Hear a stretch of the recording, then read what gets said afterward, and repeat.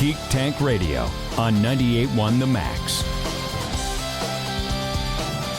Welcome, everyone. We are the Geek Patrol, and our microphones don't have a stun setting. I'm Joe Thorderson here with my buddy Brandon Olmstead, and Max took the 4th of July weekend off. I mean, it's the smart move. I don't know where he went, but, with him, who knows? It could be international. He goes and he's sitting on a mountain doing whatever. All I know is that when he goes and he disappears for a few weeks, he always comes back with some fun stories to tell. That's true. And whatever. He's out. I'm sure whatever he's doing, he's expanding his mind. But happy 4th of July weekend, everybody. We made it through it. Well, I've got all 10 fingers. I think I got all my toes still. Hey, Brandon. Yeah. I know. What do you know about that? We're going to talk about movies today. You said something interesting that we're going to unpack later about movie critics. And it just, eventually everything kind of has to fall by the wayside. So we'll discuss that a little later. Okay, good. Yeah, because I can agree with a lot of what you're saying here. But you, speaking of movies, you went and saw Supergirl. I haven't seen it yet. I guess I'm gonna see it out of duty, more or less. Like I said, I really wanted to see it, but I just it's getting ripped apart. Well, it's getting ripped apart, and I'm gonna tell you straight up, it's a movie. It's not anything spectacular. Mm-hmm. It's kind of cool to see these characters like Lobo and seeing Kara and everything, and seeing how they're gonna fit in to the new DCU. But this storyline is,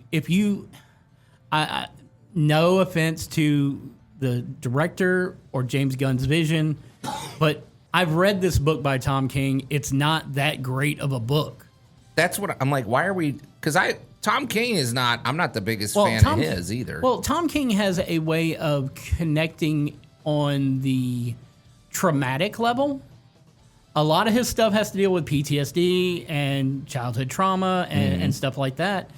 And so, he can hit those themes and those tropes really well, and they do so in this movie. But this is not that feel-good movie of the summer that you're wanting to go see. This isn't it's like this movie's really kind of a downer. Oh, well, why don't we? We can do spoilers. Oh, people, yeah, it's been out a little bit. I'm going to say it. Anybody who was going to go see it in theaters has seen it. Yeah. Anybody who's waiting for streaming knows that spoilers are a thing. If you don't want to listen to the rest of our conversation about it, check back in on the second half of the show.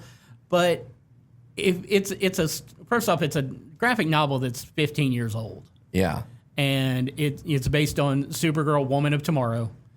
And it deals with Kara having to deal with her trauma from, she didn't grow up on Krypton. She grew up on in the city of Argo, which was saved by a force field.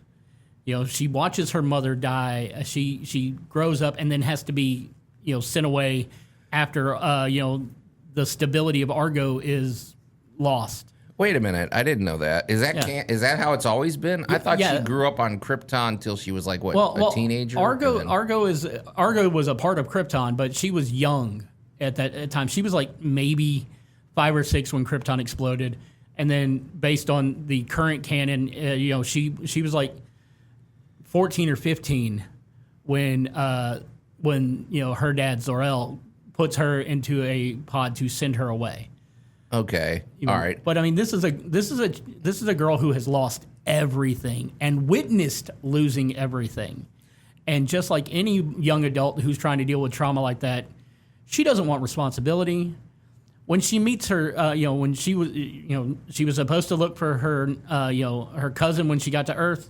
He's a 30-year-old man. He's established.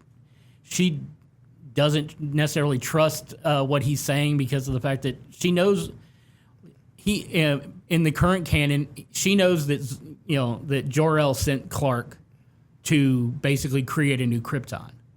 Yeah, which I don't like because that's never been a thing. Yes, right? it has. Didn't James Gunn come up with that? John Byrne put that in Man of Steel back in the 80s, and everybody wants to pretend it never happened.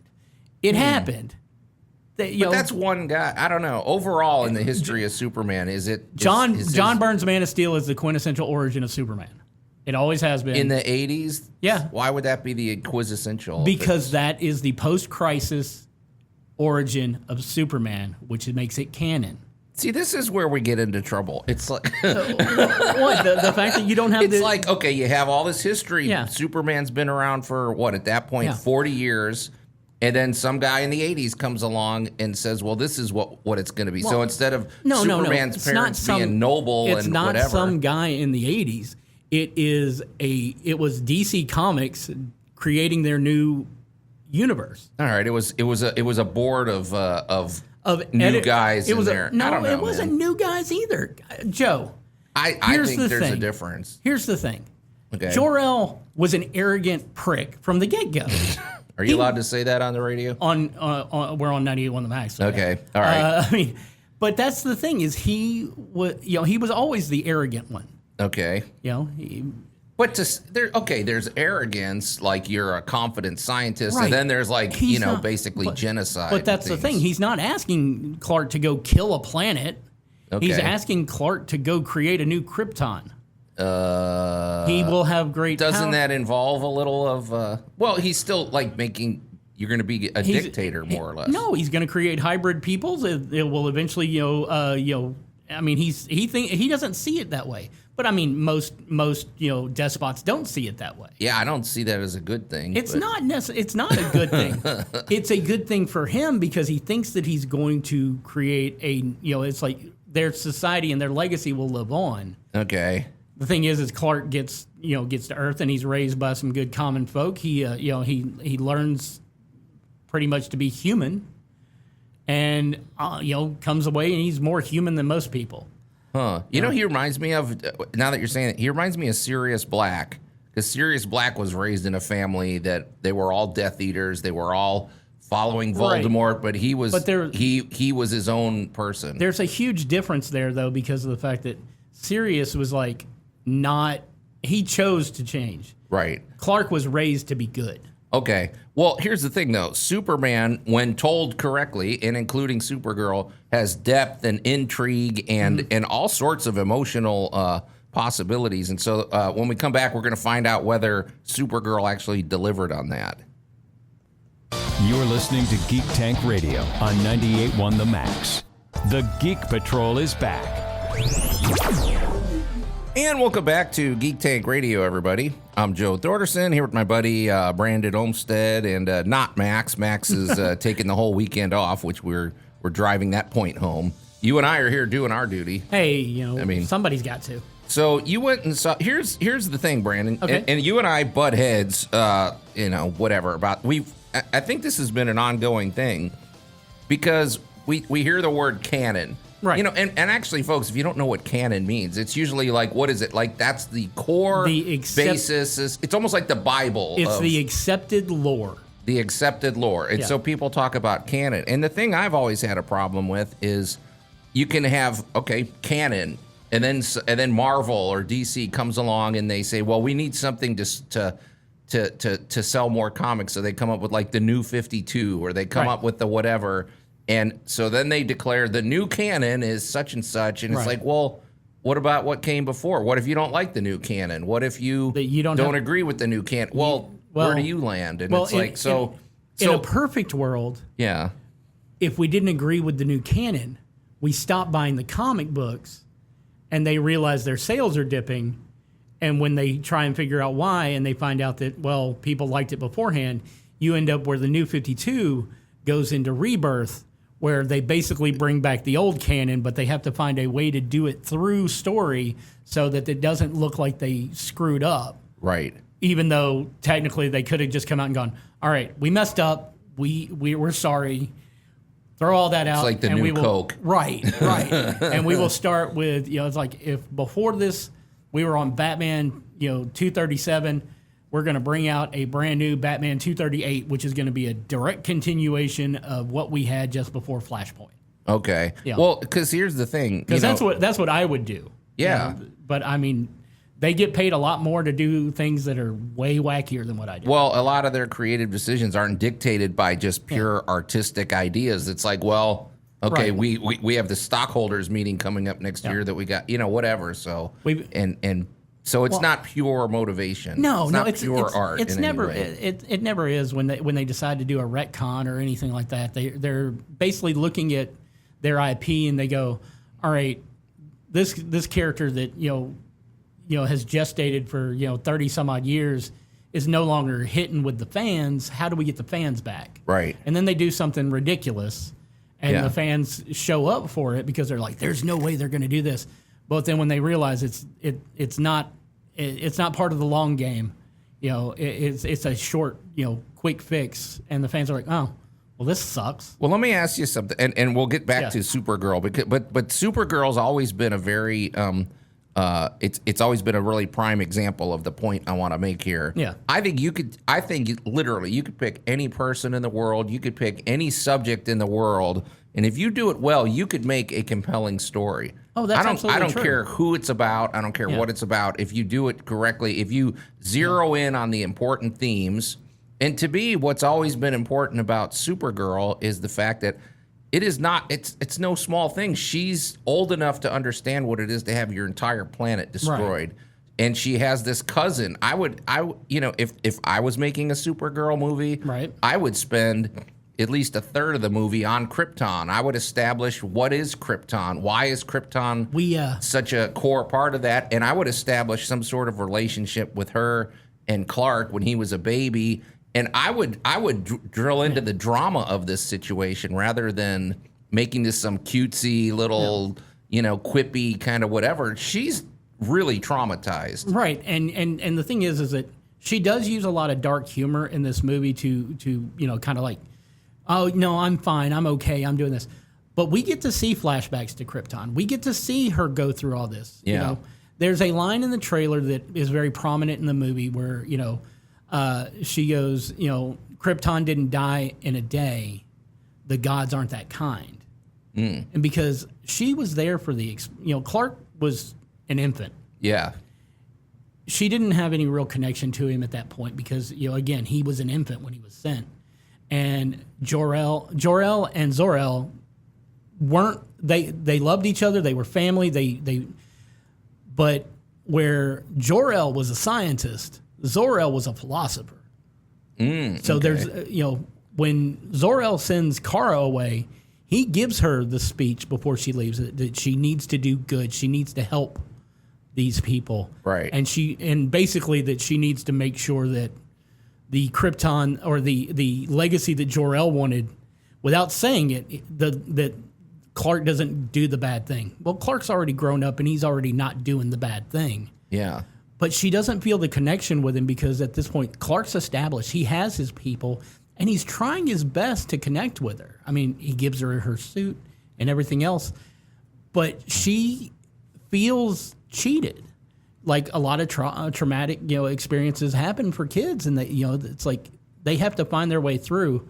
And rather than do it the mature and grown-up way, she is very despondent, and she doesn't want to spend any time on Earth. She doesn't feel that she belongs there. And so she's off doing her own little adventure thing. But deep inside of her, she does still have that hero position. And even though she doesn't want to, she ends up getting involved with Ruthie. And then Crypto gets he gets poisoned. He's dying. So she goes, her entire thing is like, he's the only thing she has that from home. He's the only thing connected to her. He's the most important thing in her life. So she goes, and through this whole thing, we actually get to see her deal with her trauma. And especially when, the villains, with what they're doing, they're human traffickers, basically. So everything you're saying does not sound like a comedy to me. It is not. So why shove in all these jokes and everything about the trailer looks like a comedy? So it's like, that's what I'm saying. James Gunn can't get his themes right. James Gunn didn't write this. He didn't do anything. He did was go. A role, I'm sure. No, he goes here's the money. I blame him for everything. Yeah, but you're kind of an idiot there. Here's the thing: if you've ever been around truly traumatized people, they deal with everything with dark humor, sarcasm, and it's a coping mechanism. And you get to see that it's a coping mechanism because, when it comes down to it, she's not the good guy here. I don't know. She's man. very selfish. Okay. Well, hang on. I guess when we come back, we'll find out what your rating is, and then we're going to talk about movie critics in general. You're listening to Geek Tank Radio on 98.1 The Max. The Geek Patrol is back. And welcome back to Geek Tank Radio, everybody. Happy 4th of July weekend. Hope you enjoyed yourself. And it's cool having 4th of July on a Saturday, Brandon. It doesn't happen much. No. My neighborhood was kind of a war zone, but yeah. Hey, my neighbors put on a really good show. They're pretty hardcore with the fireworks. Nobody seems to obey that law that these are actually illegal. I don't know how heavily they enforce it, Well, I mean, unless you're shooting it at people. It's like, honestly, if you had to hit every call of fireworks, you wouldn't be there for the important calls. There you go. So, all right. Well, let's wrap up our conversation about Supergirl because you went and saw it. I'm going to see it. I got a little dispirited because I actually really wanted to see it. I'm going to tell you, the critics are ripping it, and I'm going to tell you straight up. Yeah, they're already considering that it's going to take a loss. Oh, it lost money. Yeah, it's like if you don't want to go see it around other people, well, go in the middle of the day to the Paradiso. But or just wait till streaming. Right, it probably won't be that long. It probably won't be that long. And I had I had a pretty packed theater. It was like the very first showing on Thursday, down there at the Paradiso. Yeah. And the very first IMAX showing because I went ahead and went to the IMAX theater for that one because I'm thinking space travel, big screen, it's gonna be good. And I enjoyed the movie. It's definitely a downer. It is yes, good wins in the end, but it sounds. It's after seeing James Gunn's Superman and how hopeful and colorful and everything that was, to then come into this movie where it is very much a dirty and really kind of depressing across the board. The introduction of Lobo was worth it. Well, I wondered about that because are we going to get Lobo in? And I don't know. Lobo's always been really funny to me. I wondered if we'll get a movie. If we don't get a full on Lobo movie, we'll definitely see Lobo in other things. Okay. We'll see Kara in other things. We saw her finally come to terms with the fact that she needs people. She can't just be her and Crypto out there. Yeah. She does there is a lot of growing up towards the end of it. But it takes a toll because it is very much that her story is the same story as Peter Parker's, is the same story as Star-Lord's, is the same story. It's the same story we've seen many, many times in the superhero genre. Despondent character, doesn't want to work with anybody, gets saddled with a mission. Through the mission, we see that their issues and they kind of find their family. Yeah. And so it wasn't anything mind-blowing or earth-shattering or even, it's a movie. Okay. I'll give it a 7 because I did enjoy it. I enjoyed, their take on that Tom King material. The idea of using human traffickers as your main villain in a story in today's age, it really hits home. Right. Because of how badly, we've got that in the really real world. Yeah. So, and then, of course, me being a dog lover, the idea that, Crypto's got 3 days to get this antidote or he's going to die. See, that's, Because, he's too weak to take off planet, which she could have, if he hadn't been so weak, she could have just taken him to a yellow sun planet. He would have healed. Oh, well, so she couldn't We have a yellow sun here. Right, but she's not, where she was at when this happened, Ruthie's planet is a red sun planet. Oh, I see. Okay. So neither her nor him really had their full power. Okay. And, all right. Well, I don't know, man. I still think Supergirl has the ability to become a very profound and thought-provoking storyline somewhere if somebody handles I'm going to say it like this. If you took that same cast and, there would be certain characters that weren't there. If, Millie Alcock is Supergirl and Jason Momoa is Lobo, and you put them in the hands of someone who's using source material that's actually upbeat and fun, it would be an upbeat and fun movie.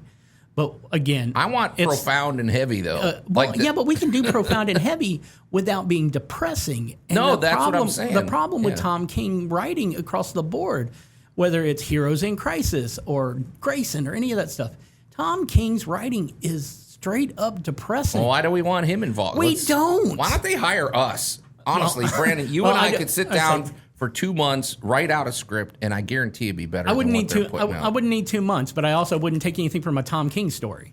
No, I'm saying kick them to the curb. Let us do it. Hollywood, this is why you're failing. Anyway, Brandon, speaking of that, let's shift gears because you said something off the air about movie critics that I thought was pretty actually on point and pretty interesting. Okay. So. Oh, my idea that movie critics should no longer be a viable career? Talk to me. Okay.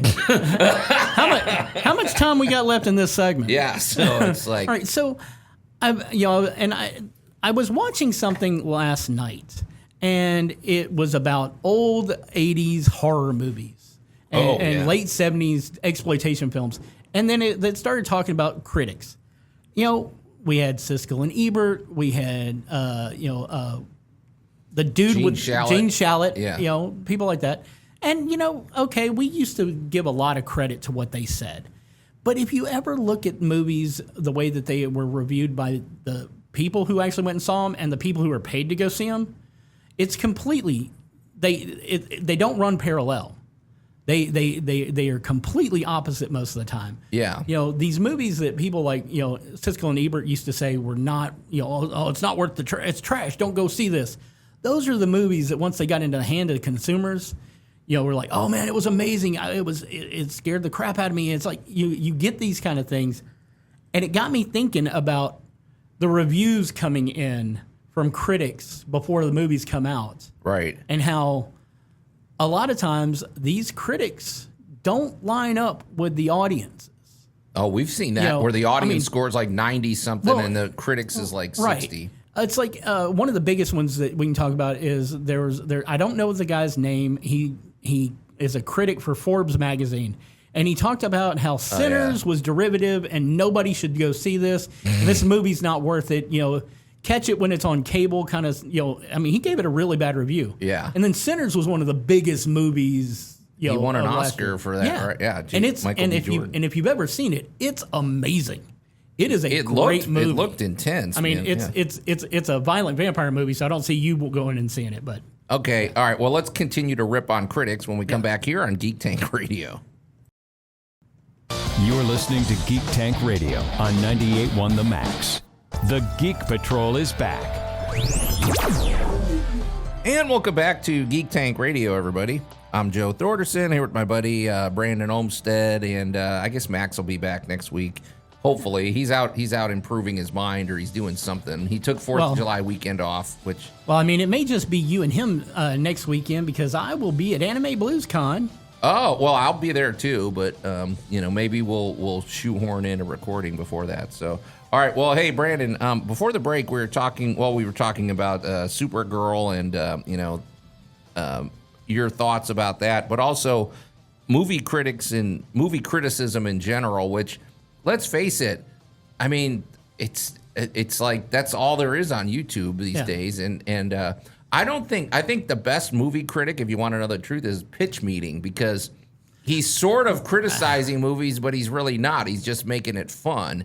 He's pointing out things about the movie, but I don't think Orion is being as being a critic. I think he's just very savvy at it. I think he technically is a critic. I don't think he's a critic at all. You watch any of the rest of his stuff, he's just straight up a comedian who loves pop culture. He's funny. He's like he's worth. If you don't watch the Pitch Meeting videos, folks, they're really good. To me, that's what our society needs more of. My favorite critic, who I end up agreeing with more often than not, is Jeremy Jans, who also is a YouTube critic, but he doesn't really he doesn't go into the technicality. He just talks about how the movie, how it feels to him, which I hate. So you find yourself agreeing with him a lot? I do. Sometimes I watch his videos and I still don't. I'm like, okay, I don't really know what he thought here. Like, he says a lot of things and he's got all these quick cuts and all this stuff, and he seems like an honest enough guy.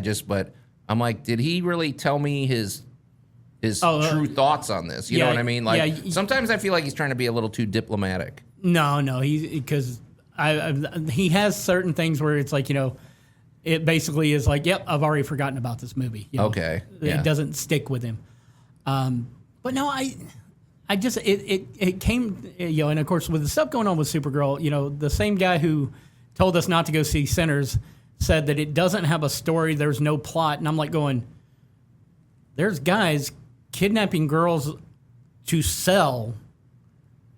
Yeah. There's a plot. Yeah. Supergirl needs the antidote from the main guy. He wears it around his neck. He is the one who poisoned Crypto, so she wants, and then of course she finds out what he's into and starts going even more. And of course they want to show us how she became this, and they did it in flashbacks, which I think the flashback storyline could have been a chunk at the beginning of the movie, so it does kind of kill the momentum. Mm-hmm. Which I hate. You know how I felt about. That's what I'm saying. Do that at the beginning of the story. You know how I felt about when they were doing that with the Acolyte. It's like you get these stories, and all of a sudden we're going to flash back to when they were a whole kids episode for a whole episode, and then we get more, and then we get another one that's the exact same episode just from a slightly different point of view, and it kills the momentum. Say what you will about the show, I think there was a way to edit that show to make it more palatable to the audience. Yeah. But with critics these days, I think they want to they don't actually dissect the movies. I think they want you to just they want to be influencers more than anything else. Well, you just made me think of something. And influencers were always a mistake. They all need to go away. Yeah, I don't disagree there, man. It's like that might be our next episode is about influencers and stuff. Where basically, but what you're saying is it at the root of a lot of the problems here, I think, is there's always this thing with critics or influencers where basically they're taking something outside of themselves and then they're making it about them. Yeah. And I'm like, okay, somebody spent probably years and thousands of hours and all sorts of efforts to make a film, and they care deeply about it. And you're somebody that's got a YouTube channel and you just need to come up with some content this week. And how much real depth do you know about this movie, and how much do you really, how much of a part of your life is this movie? And I don't know, man. I think you're right. These critics do need to go away. And I'll never forget the line from the Dead Poets Society, which is my favorite movie of all time, where Mr. Keating said, don't just consider what the author thinks, consider what you think. Right. That doesn't mean consider what this critic over here thinks. Consider what you think. So I think you're right, man. Let's get rid of it. There's just been too many movies in the past 10 years or so where the critics are like, this is garbage, and I don't, you can't follow this. It's convoluted. They're like the simplest things to follow. They're fun, and it's Cinema Sins is one of my least favorite groups. And anybody who does the ending explained, and then they tell you the ending, and it's like, we saw that. It's not that hard to grasp. Stop acting like you're somebody important. What you missed in this video. What you missed, and it's like, when it's like, here's the 48 Easter eggs in, episode 1 of X-Men 97, season 2 that you missed that mean this. And it's like, no, I saw that. Yeah. I've been watching the Or show. let me watch it again and I'll dig them out myself. You just ruined that's part of the other experience with reading or with art when you want to investigate yourself. Or experience something a second time and you find something new. Right. It's like, honestly, the idea that these guys are doing these YouTube videos and they're getting monetized, and basically, if you can buy a Tesla off your YouTube monetization when all you do is tell somebody the exact same plot that they just watched in a movie, I honestly think that you need to you need to get a real job. Put the fries in the bag. Your opinion doesn't matter anymore. I don't disagree. And I agree with that on me. I mean, me and you, we got real jobs on top of this. Well, that's true. This isn't our income. I don't make any money on this. I am the money on this. But and I don't know that I've ever told anybody not to go see a movie. No, I've just told them what I thought of a movie. So it's like there are plenty of movies out there that when I look at it from a cinemaphile standpoint, these would be bad movies. Yeah. I mean, I'm not going to say Supergirl's a bad movie, but I'm not going to say it's a great movie either. Yeah. It was a fun movie. Right. It was no Masters of the Universe. Well, Brandon, I think we do need to talk about influencers and critics in an upcoming show. I think, boy, we could sink our teeth into that. But not today because the show's over and we got to get out of here. So until next week, we are the Geek Patrol, and I am Joe Thorderson. And I'm Brandon Olmstead, hoping you make it through the weekend with all your fingers intact.